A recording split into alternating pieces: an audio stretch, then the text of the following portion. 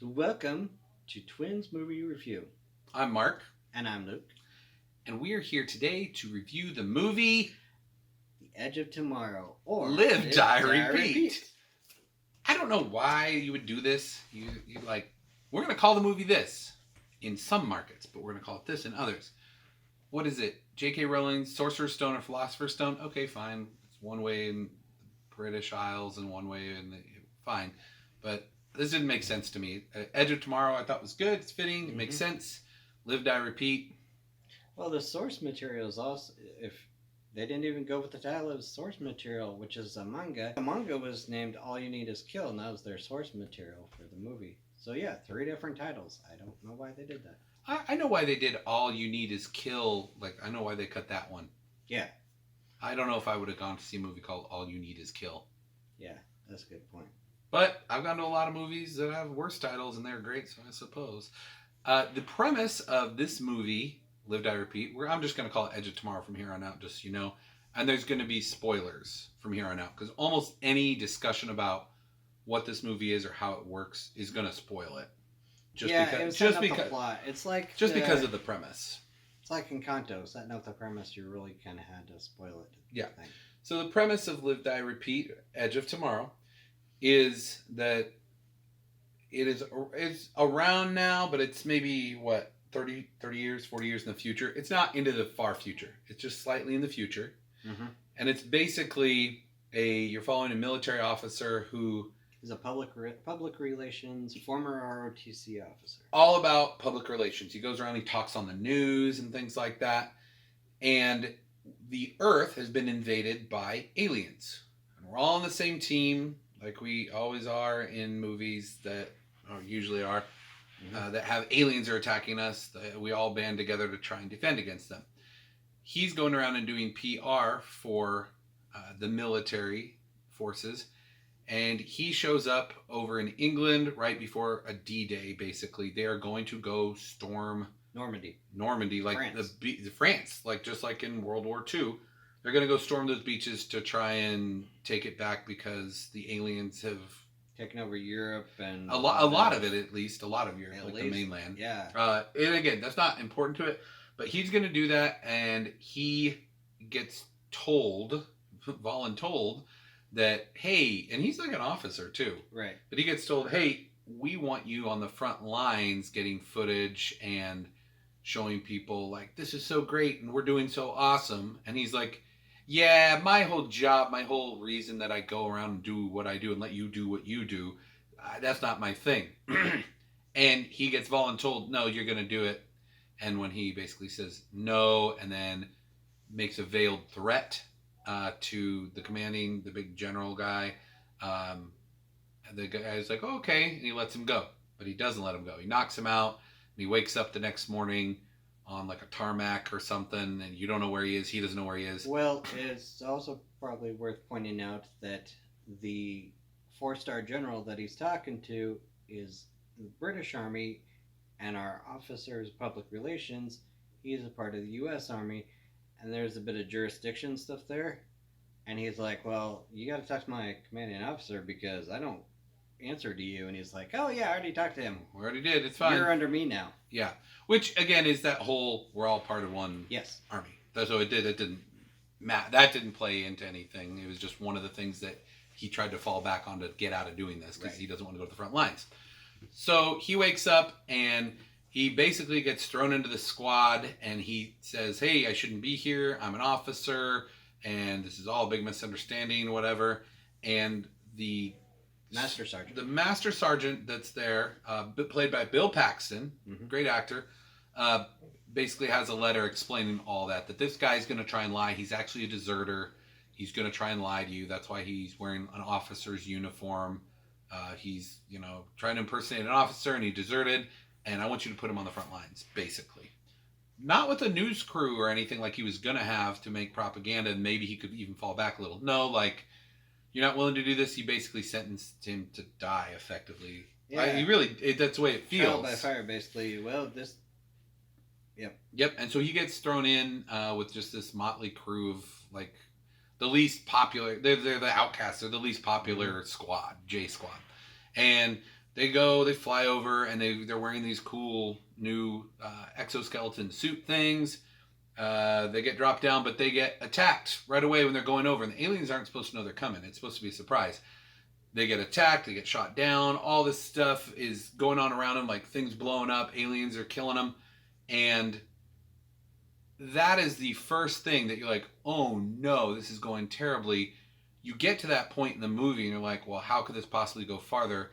It's basically a huge setup. It's a trap. The aliens knew they were coming, and they're getting torn to pieces. There is then this big blue alien that comes out of the sand, and he manages to get it killed, like he blows it up with something. With a claymore that it was one of his squad mates had. Yes, he blows it up, and it shreds its blood all over him as he melts to death and dies horribly. This is rated R for violence, by the way. There's plenty of swearing as well, but it's mostly violence. Graphic violence. And fairly graphic. He's melting and dying, and all of a sudden he's on the tarmac in his uniform, waking up. Mm-hmm. And you're like, and we should point out, what just happened? That this is an officer, like I said, former ROTC, who has pretty much no combat training. It doesn't really matter because you get that he gives you the idea. He's like, I don't know combat things. He doesn't know anything about this. He didn't pay much attention during training. No, exactly. He doesn't know anything about this new exosuit that they use. He doesn't know how to reload his machine gun that he has.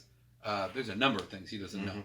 But he wakes up, and if you've ever seen the movie Groundhog Day, it's a guy who gets stuck, and he doesn't know why, living the same day over and over and over and over. No matter what, he can die, he can go to sleep, whatever it is, he'll wake up, and it's the same day. He just keeps repeating the same day.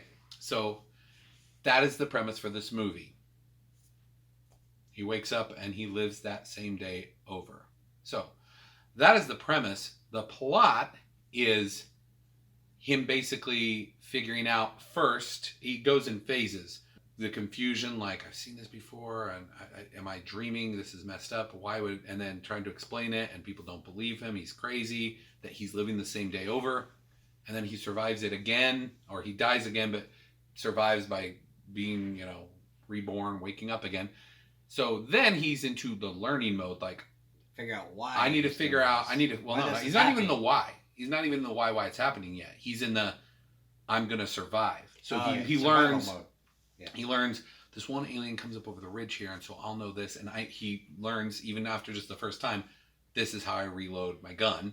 A simple thing like that. Yeah, okay. So he starts learning. He's like, okay, I need to survive. Then he starts realizing, why is this happening? Something's going on. I need to do something with this. At one point, he runs across another soldier who, it looks like she's leading an elite squad. It's played by Emily Blunt. And her name is Rita Vertasky, and she's the Angel of Verdun. She's this great war hero that's on this battlefield. Runs into her, and at one point, the way he acts and something he says, or the way he does it, she looks at him strangely, and she says, come and find me when you wake up. Yep. And he dies again. And he goes and finds her on the base that day. It takes him a little bit because he has to, they figure out how to get they think he's a deserter and everything, and that's kind of a funny, like him figuring out how to get away from that and find her. But he does find her, and it turns out she's a war hero, this amazing, legendary Battle of Verdun that was won because she killed hundreds of these mimics, they call them, that are the aliens, and she basically helped them win that battle. She reveals to him, what happened is happening to you now happened to me. I lived the same day over and over until I won that battle. But then it starts getting more complicated because she said, so the whole reason these aliens are doing well is they can reset if something doesn't go well. So think about it. This is the way I thought about it, and it was interesting. A video game. Yeah. How many times have you played a video game and you lose a life and you start back at the beginning of the level? Yeah. Okay, this turtle shell. Saved and load. Save and load. You're this thing is coming. This is part of the game. This is how it happens, and so this is what I'll do to avoid that. And you try different things until something works, and you keep progressing through. That's the way I viewed this. That's what the aliens were doing. Yep. And the whole time, like they've had this always, right? Right. Like it's the they call them alphas, the blue one that has some, that spewed the blood all over him, so he has its power now. I don't know how that makes sense, but it does. Alphas have that, and so the Omega, which is the big super like hive mind that controls all of them, senses an alpha, dies, and there's very few of them. There's not a lot of alphas that are like there to command, the armies, and so it resets the day when an alpha dies. So yeah, I think the reason why he got is that it's the alpha blood is because they're a hive mind, and so it's like their blood is the essence that it goes through. They're all connected. They're all connected through their blood. Yeah. And he gets the blood in him.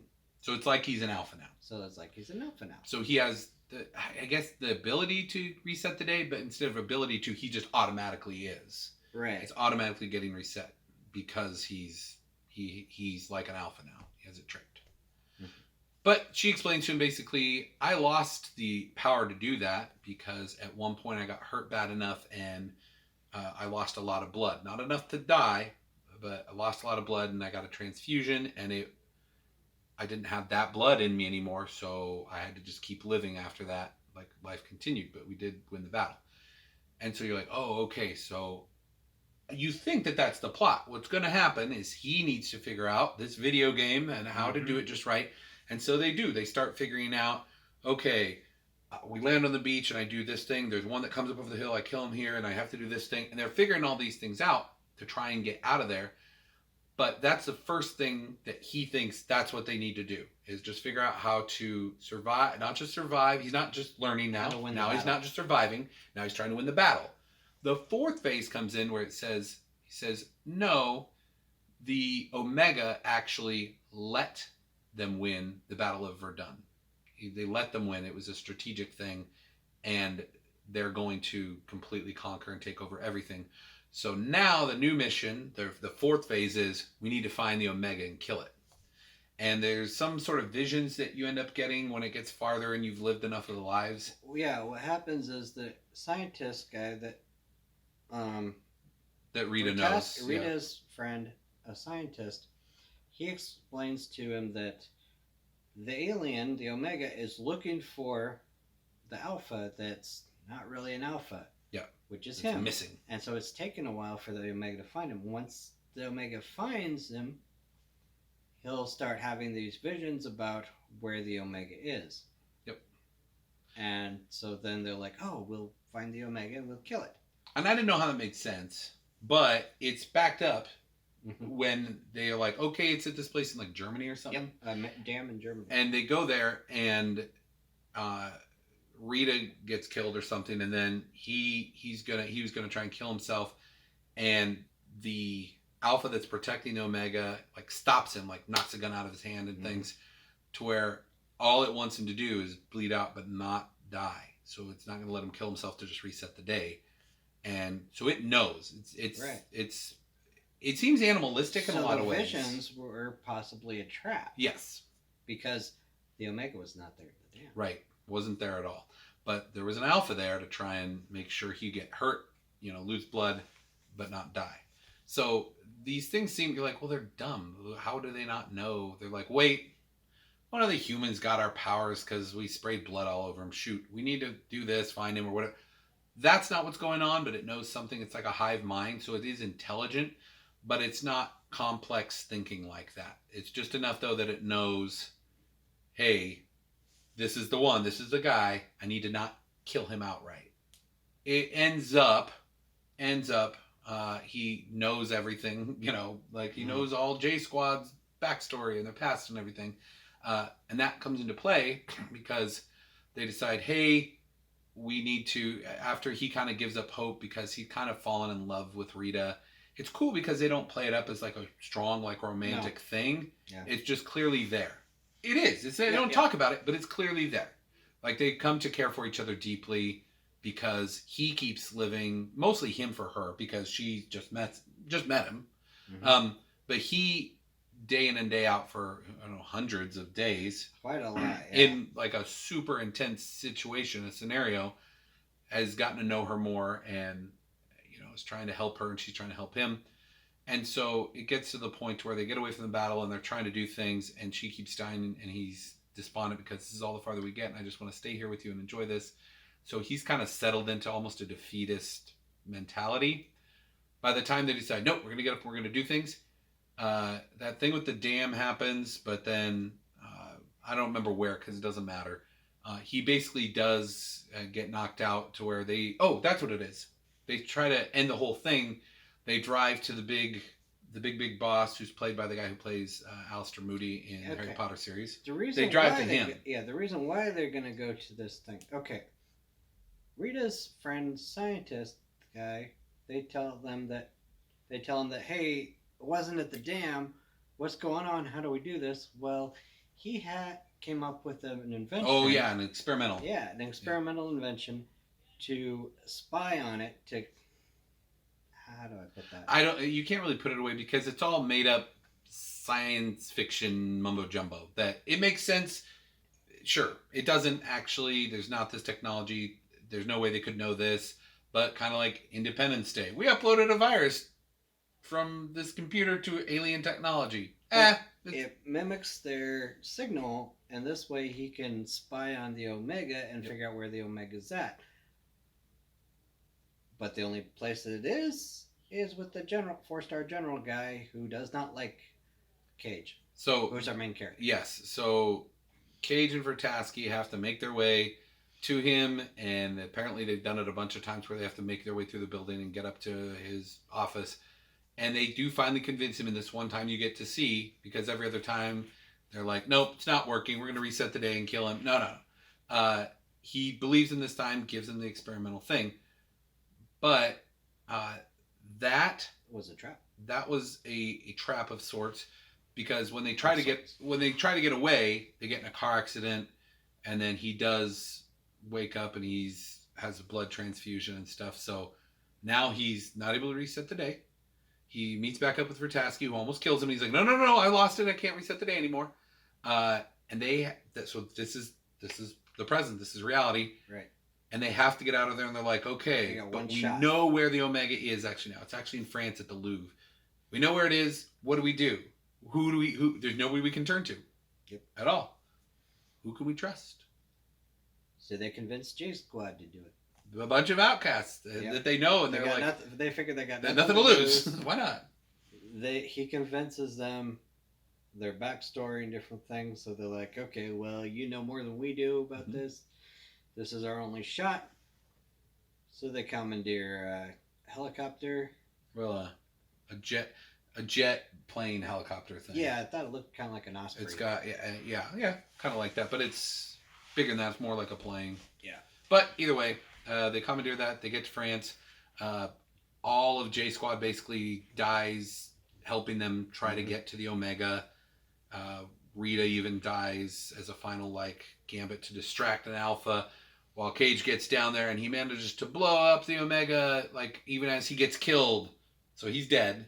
But the blood gets on him. But the Omega blood gets on him. Yep. So again, it's magic time blood, and it resets the day. Sort of to the day before that, when he was first showing up. Literally the day before, when he's flying into England or to talk to London to talk to the general, the very first time, the day before, his day that he relived over and over. And the bells are tolling and chiming and everything. And they're like, oh my gosh, all the aliens died and it's all over. They all deactivated or something. It's because the Omega got killed. Now, how did the Omega get killed and Cage got its blood and he reset it 2 days back instead of 1 day, and the Omega was still dead at this point? I don't know. I'm not sure. It's fine. It has to do with the resetting thing. He gained that ability and subconsciously get it back, but it's a little unclear.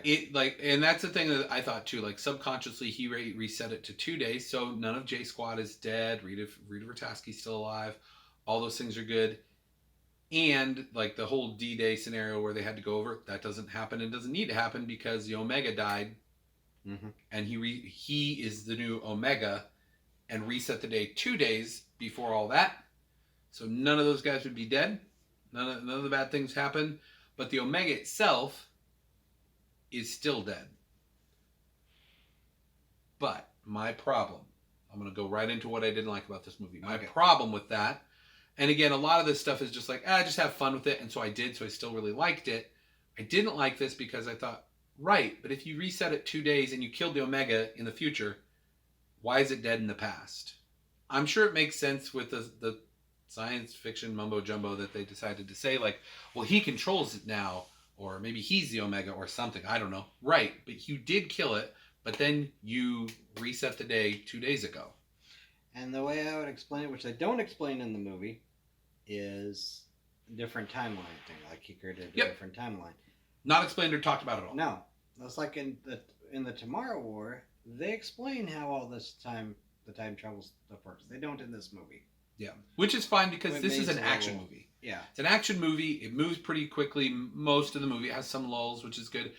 It moves pretty quickly, but that last part is left. You don't really care. About. You're like, whatever. He reset the day. They won, you guys. That's all that matters. As long as you're fine with movies like that, and you don't need to think about it too much, you say, well, this doesn't logically make sense for the world you created, or whatever. Like if you create a character that you're like, here's definitively what the character can do, and these are the rules that they must follow, and then like it has this cloaking technology on it or something, maybe we'll say. But you can clearly see it's just warping the light around it. But then you see a scene where the thing is just 100% it's not in the scene. It's invisible, like full invisible. Oh, I know a movie that does that. That wouldn't make sense at all and would kind of perplex you and kind of pull you out of the movie a little because you're like, wait, where did this go? Or a guy with superpowers jumps up 12, 20 flights of stairs up on a roof, looks over the edge, does a thing, turns around, and a guy who's a human with no superpowers is behind him holding a gun on him.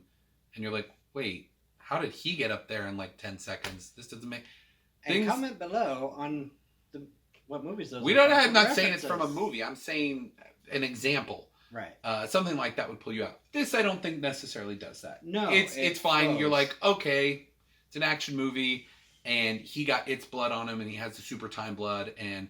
it's dead, but now and that's the way I thought too. Not just alternate timeline, but he is the Omega now. Right. That would... it's fine. That makes sense. And it's like... I was kind of excited. I think explaining it like it's a video game type of thing makes sense to load, save, load, save, load, save, load. Yep. And it's a hive mind. It also, though, it's kind of fun because I doubt they'll do this, and Tom Cruise is getting older, but they could make a second movie. Yeah, because set it up to where they could do a sequel. Maybe he's an Omega now. Well, they don't say that. They did say that they're like, who knows how many other asteroids have these aliens on them. Yep. So what do they need to do to go to kill the big, huge, the super Omega? I don't know, whatever. Right. Nothing comes after Omega. It's the end. What I didn't like about this movie, I think there's really about only... maybe one or two. I didn't like how Bill Paxton's character, when he said, oh, so you're an American. He's like, no, I'm from Kentucky. Well, Kentucky's in America. You're an American if you're from Kentucky. But that was the maybe joke. It was a joke. It was the joke that he's like, no, I'm from Kentucky. It didn't land with me. Oh. But then they called him J Squad, and I'm like, well, in the military, it'd be Juliet Squad, not J Squad. So that's just those are just minor things. Minor things, but this guy who's a master sergeant from Kentucky, from the U.S., is in charge of a bunch of these other squads that have clearly some Americans in it. The one guy is, I mean, you can't really tell. America is awesome because it's a melting pot. Britain is too, though, to a degree. So the one guy who's kind of darker skin, you're like, oh, he could be Sikh. He could be, he could be Arabic or something. But he also could have just been a British guy, as well. But for sure, at least for sure, the two forces that are combined there and intermingled are British and American forces. So it could stand to reason like, hey, we're going to do a different, it's A, B, C, D. We don't need to do Alpha, Bravo, Charlie. We don't need to, I don't know. However, they did throw some other flags in, so you do know that there are actually other countries' forces there, now that I think about it. They did. They talked about the Chinese moving forward on the front, the Russians. like an Italian flag, and Yep. everything a Swedish flag. Yep. It made it seem like it is just a big like Earth, United Defense Force or whatever, UDF. So yeah, that's the only thing I really didn't like about it. I thought the pacing was good and the setup and everything was good. Yeah. My wife doesn't care for Tom Cruise just as an actor, and I do. I liked him in this a lot. I like him as an actor. You can disagree with anybody, on their personal beliefs. The fact that he's into Scientology, that's my favorite author is a Mormon. Like you can find something wrong with anything, but if you're just strictly critiquing art for this is what the art is. Right. Him acting in this as an action star, he was great. Yeah, all of them seemed to. You could buy that these were the characters they were portraying. Yeah, absolutely. Yeah. Emily Blunt was really fit and strong because she's she's a battle-hardened soldier and everything, and so she made sense for that. That's one other thing I liked about this movie and a lot of movies like this is that they don't just portray this person, whoever it is, as they're just automatically great and they're just great. They're just good at everything. Oh, they're amazing. Just right away. Yeah. No, they explain how. This is how they took a lot of training. Sure. They did this, so it's reset the day over and over. Right. And even without that, some of them that are able to survive or whatever they're doing, who are secondary characters, they're in the military and they're trained and they've done this. Like it makes sense that they'd be able to do some of these things. Yeah, I agree. But you know how there are some movies out there where you got somebody who shouldn't be able to do different things, and they're just like, oh yeah, they do this. There's a lot of those that people are going to be upset in other reviews that we do. That I'll say this person couldn't do this at all, and this is supposedly in the real world. Mm-hmm. This is unrealistic, and it pulled me out of the movie a little. One thing I like about how they kind of going along that line is you see them doing kind of twists in the air. They do different jumps and different things. You keep in mind that they got these exoskeleton suits. They got acrobatic things. And feats of strength and stuff. Yeah. True. They have these different things. They explain. They show it. Yeah, Rita Vertasky is a woman. She's a biological woman and there's this other guy who's like a 300-pound dude next to her. But hey, a gun is a great equalizer. These exoskeletons are even more.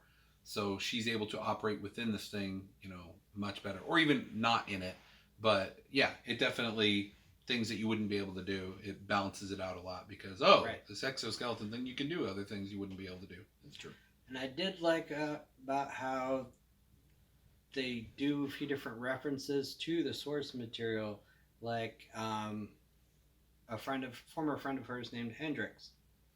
He was in the manga. Oh. So I didn't read it. Some of these things, like if you didn't read it, it's there underneath the camera, but I didn't read it. I like how they took this story that was in the manga and made it a lot better. Like they changed the ending to make it a lot better. Just different things to make a lot more sense. I mean, spoilers. Where I said spoilers, is the ending in the manga sad or tragic or lame? It is. It's kind of lame because what happens. That's why I don't read manga, man. What happens is he kills her. They're like, well, one of them has to die, and they're both resetting the day. Mm-hmm. And one of them, they're like, one of them has to die. It's like, but they explained before that the stuff was also in their backup chips that they had, which is a little. So that's not a thing that's in the movie. There's no backup chip. I don't know. No, and I'm like, they could have just killed the backup chips and different things. And they both wield a huge axe, and I'm like, it doesn't really fit those exoskeletons so much. Ooh. It did. Okay, so I'm not reading. But she used a helicopter blade, which was smaller and more balanced. So it's like that made more sense. It's fine. It's just they paid some homage to that, then I would say, because in the movie, her and her little elite squad have like swords. And I'm like, why do you need a sword? You got guns and stuff. This is modern warfare. But they had swords, and so I was like, oh, okay, that's kind of cool. That kind of makes sense. It's the helicopter blade was about the size of a sword, so it was okay. Like, okay. Yeah, it's a big like Buster sword, Final Fantasy VII. But the axe she was using from here to there. You guys don't know this, but he just indicated a good 12 to 16 feet across. So it's no, thank you. I'll take a 6-foot shark. And the weapons that they were using were like javelins, like a jackhammer with a javelin on it. So not machine guns? No, they're like those are the only things that could. Like puncture. Okay, which makes sense, but for a movie, getting into that'd be annoying. Yeah. Another thing I liked about this movie was that they actually show them running out of ammo, reloading, things like that, rather than just do a bunch of fire off a bunch of rounds on auto and stuff, and makes it look like they have infinite ammo. No, this wasn't. It's true, because it is a sci-fi, so a lot of, if you're familiar with science fiction, a lot of times, not like Alien or Aliens, where they do have to worry about reloading and things, and it's good and it adds to the suspense, but there are some things you're not really concerned with that's not important to what's going on. It's assumed that they would reload or whatever. Mm-hmm. But also, I've got a little mini rail gun to where it's little magnetic, microfilaments that it's shooting, and it has, thousands or millions in it that it could shoot technically, as long as I have battery power for it. Or the rounds that I have are belt fed, but they're actually small, or whatever thing that sci-fi uses to explain that away. It has some of that in this. It could have, the gun talks to him. It's like reload. It's, you could consider that, but there's some point where you're like, he's had to have fired not dozens, hundreds of rounds, and really doesn't. Okay, they really haven't talked about any of the hardware or anything, or gotten deep into it, which is good. It's fine. Mm-hmm. It's an action movie. I don't want them to go deep into that. But you're right. That's a thing. It's the first thing that kills him. He doesn't know how to reload his gun. Mm-hmm. Yeah. So overall, I would say I would give this movie a 9.5 out of 11. I think I would give it probably I do like that rating, but I think I'll bump it up a little higher, the 10 out of 11. What I'm going to do is, if something's not my cup of tea, doesn't mean it's not done well. Yeah. So I'm like, should that take away from the star? And I try to not. That's why I explained it last time. I'm like, I'm not going to explain that every time. No, I think... you don't have to do it that way, by the way. This could be like, nope, I didn't like this, and I don't like historical period pieces. This is stupid. That's your honest review if you want to do it that way. Just I'm just saying. Okay. Or I might give 2 rankings if I run into Stephanie does that actually, and I don't like it much. She's like, technically I give this a this, and personally I give it a this. Right. She's like, and usually the technical is a little lower, but she's like, but it had time travel, and I like that trope in this, and so I gave it a little higher, and this character was fun. So it wasn't well written, whatever. So technically, out of 5 stars, she gave it like a 3, but she gave it personally a 4 or something, and she does vice versa too. Okay. So you don't have to do that. But I'm just saying, know what you want to do, and that's totally fine. Because the way I'm going to do it, I'm going to say objectively, I'm looking at this as a piece of art. Like, hey, I think this is roughly how good it is.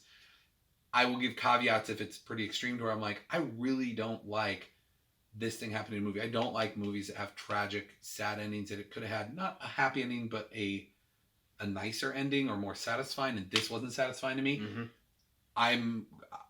I recognize sometimes that it's good, Stuff. Yeah, right? Yeah. So yeah, that's why I'm doing it. Just because otherwise I won't be able to stay focused and stay consistent. No, you could do it as just a personal rating if you wanted to. Well, or we could both do that. You want to do that? What? We both do. We'd be like, okay, personally, I like this, but I'm into sci-fi. I like Tom Cruise and I like action. This was great. Technically, overall, probably this. Okay. We could do that. Yeah. So if you want to back it up, I can do it that way. So technically, I think I would give this probably a 10 out of 11. Okay. And personally, I want to say an 11 out of 11 because I did really like it. A lot of it was well done. And I'd say, so I like to view it as art. And this, I feel, for an action movie, for what it was very well done. It moved well. I'm going to go ahead and give it an objective rating, technically, of 9.75 out of 11. Personally, I give it a 10.5 out of 11. I like Tom Cruise. Sci-fi is my jam. Action is fun. And again, the premise, the hook's just fun. The not just time travel, but the Groundhog Day premise, like resetting the day, that's just fun. So right, and the whole personal aspect of it, how the characters develop and everything. Yeah, it's great. That just makes it too much fun to give a lower rating for me. And I think even if you're not into that, that's why I gave the objective rating a little lower. Even if you're not into that, it's well done. So. Yep. Okay, well, this has been Luke, and you're Mark. I think I'm Mark. I don't half the time I don't remember. So, all right. Thanks for joining us. Bye.